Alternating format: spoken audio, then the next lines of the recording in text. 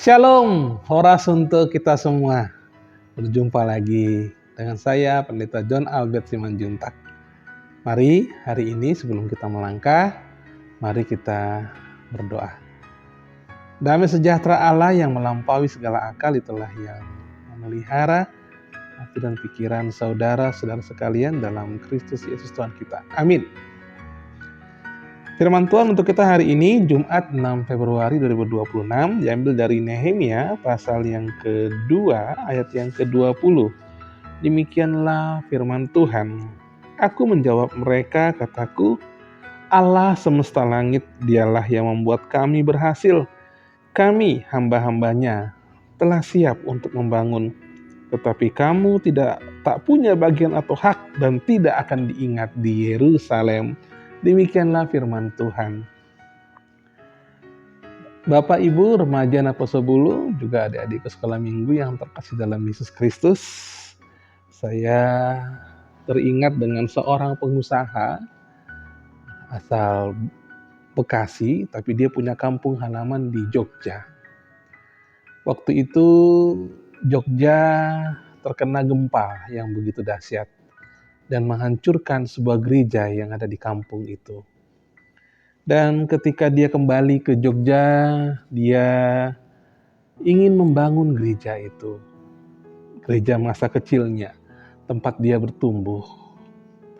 Dan Bapak itu bercerita kepada saya, tantangan yang dihadapi itu pertama adalah orang-orang yang ada di sekitar gereja itu. Termasuk beberapa juga jemaat yang merasa bahwa gak mungkin lagi membangun itu. Biarlah mereka pindah ke gereja yang lain. Tapi karena dia mengingat bahwa itu adalah gereja masa kecilnya, dan satu hal yang dia pegang bahwa gereja itu bukan milik dia, bukan milik jemaat, tapi gereja itu adalah milik Tuhan, maka Tuhan pasti akan membuat berhasil untuk membangun kembali gereja itu. Dan kemudian dia berada di sana berapa bulan sampai selesai gereja itu. Dan akhirnya memang gereja itu berhasil berdiri. Namun kemudian yang terjadi, dia tidak mau memakai namanya. Dia mengatakan bahwa aku ini adalah hambanya, bukan pemilik gereja. Saya ini bukan pahlawan, tapi saya adalah hambanya. Saudara-saudaraku yang terkasih dalam Yesus Kristus, konteks Nats hari ini juga sama, yaitu ketika Nehemia berencana untuk membangun kembali tembok Yerusalem. Ketika itu dia mendengar bahwa tembok Yerusalem sudah hancur dan terbakar, dan dia ingin kembali ke sana. Dia ingin membangun kembali. Namun selalu saja ada tantangan yang dia hadapi. Kalau kita baca dalam Nehemia 2 ayat yang ke-10, itu ada ketika Sambalat, orang Horon, dan Tobia, orang Amon, pelayan itu mendengar hal itu, mereka sangat kesal karena ada orang yang datang mengusahakan kesejahteraan orang Israel. Dan kita baca di ayat Nehemia 2 ayat 19, ketika Sambalat, orang Horon, dan Tobia, orang Amon, pelayan itu, dan Geshem, orang Arab mendengar itu, mereka mengolok-olokkan dan menghina kami, kata mereka. Apa yang kamu lakukan itu? Apa kamu mau berontak terhadap raja?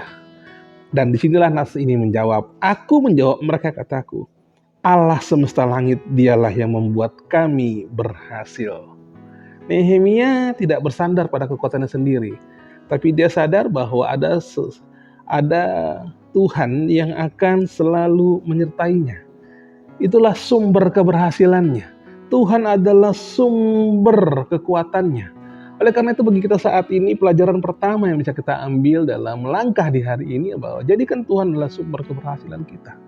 Jadikan Tuhan adalah sumber kekuatan kita, bukan uang kita, bukan harta kita, bukan jabatan kita, bukan pangkat kita dan lain sebagainya, tapi jadikan Tuhan sebagai sumber keberhasilan kita.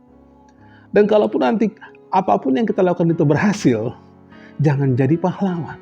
Tetaplah katakan, aku hamba Tuhan. Kami hamba-hambanya telah siap untuk membangun. Nehemia memiliki iman yang sejati. Iman yang sejati selalu melahirkan tindakan. Bukan sekedar pemikiran, bukan sekedar wacana, tapi kemudian ketika dia punya sesuatu untuk dibangun, dia sadar bahwa dia tidak punya kekuatan apa-apa selain Tuhan, kemudian dia siap untuk membangun, artinya imannya bekerja. Demikian juga dengan kita saat ini. Ketika kita mau melakukan sesuatu, ketika kita merencanakan sesuatu ide yang besar, ketika kita merencanakan suatu pembangunan, merencanakan suatu acara dan lain sebagainya, maka biarlah iman kita yang bekerja bahwa Tuhanlah menjadi sumber kekuatan kita. Jangan melihat pada apa yang ada. Memang benar apa yang ada itu menjadi pijakan kita. Tapi lihatlah bahwa apa yang ada itulah yang akan dipakai Tuhan. Itulah yang akan dipakai Tuhan untuk menunjukkan kemuliaannya. Jadi bagi kita saat ini jangan takut, jangan menyerah. Masih ada Tuhan sumber keberhasilan kita. Dan karena itu memang harus siap untuk menghadapi para penentang-penentang. Karena akan selalu ada orang yang akan menentang kita. Akan selalu ada gangguan, ejekan, fitnah, dan lain sebagainya. Bahkan pengusaha itu pernah mengatakan bahwa dia sempat dibully. Karena percuma memberikan uangnya ke sana. Ngapain itu dibangun lagi? Lebih baiklah uang itu katanya dibelikan mobil yang baik, yang bagus, dan lain sebagainya. Tapi dia tidak peduli. Oleh karena itulah, kalau pengusaha itu tahu siapa yang menyertai, jadi demikian juga dengan kita saat ini. Kalau kita tahu siapa yang menyertai kita, tetaplah melangkah. Lakukan apa yang menurut kita baik. Lakukan apa menurut kita sesuai dengan kehendak Tuhan. Kalau kita berjalan saat ini sesuai dengan kehendak Tuhan, lihatlah, pasti kita akan menjadi agen-agen perdamaian. Kita pasti akan memulihkan hubungan kita dengan sesama manusia. Dan jangan takut, Tuhan menyertai kita. Oleh karena itulah, jangan dengarkan suara-suara sumbang. Setiap kita melakukan hal yang baik, mau yang jahat pun, mau yang baik pun, pasti ada kritik. Kita harus siap. Oleh karena itulah bagi kita saat ini, mau siapapun kita, mau apapun profesi kita, mau apapun jabatan kita dalam pelayanan, kita harus siap menghadapi segala cemoohan, kita harus siap menghadapi segala fitnahan, segala apapun kritikan yang datang pada diri kita. Tapi Tuhan menyertai kita. Karena itu, tetaplah bangkit, tetaplah bersemangat, bahwa yang membuat segala sesuatu berhasil adalah Tuhan. Kita adalah hambanya. Jangan pernah mengatakan bahwa karena saya ini berdiri, karena saya acara ini sukses. Jangan.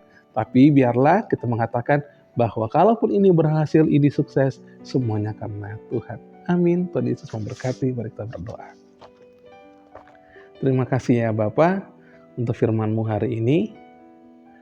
Engkau mengajari kami ya Tuhan untuk selalu bersandar hanya pada Tuhan sendiri. Tuhan, Engkaulah sumber keberhasilan, Engkaulah sumber kekuatan kami. Pimpin kami Tuhan, agar apapun yang kami kerjakan, itu adalah untuk kemuliaan Tuhan saja. Dan kalaupun itu berhasil, Tuhan Yesus, inilah bahwa kami adalah hamba-hamba-Mu. Bukan pahlawan, bukan orang-orang yang besar, tapi semua adalah karena Tuhan. Pimpin kami Tuhan dengan iman kami memulai membangun. Apapun yang kami rencanakan, biarlah Tuhan Engkau berkati. Terima kasih ya Tuhan, ampuni segala dosa-dosa kami ya Tuhan, dan terpujilah Engkau. Kami bersyukur punya Allah yang seperti Engkau. Dalam nama Tuhan Yesus kami berdoa dan mengucap syukur. Amin. Kasih karunia dari Allah Bapa dan anugerah Tuhan kita Yesus Kristus, dan pertolongan Roh Kudus itulah yang memberkati saudara-saudara sekalian. Amin. Shalom. Tuhan Yesus memberkati.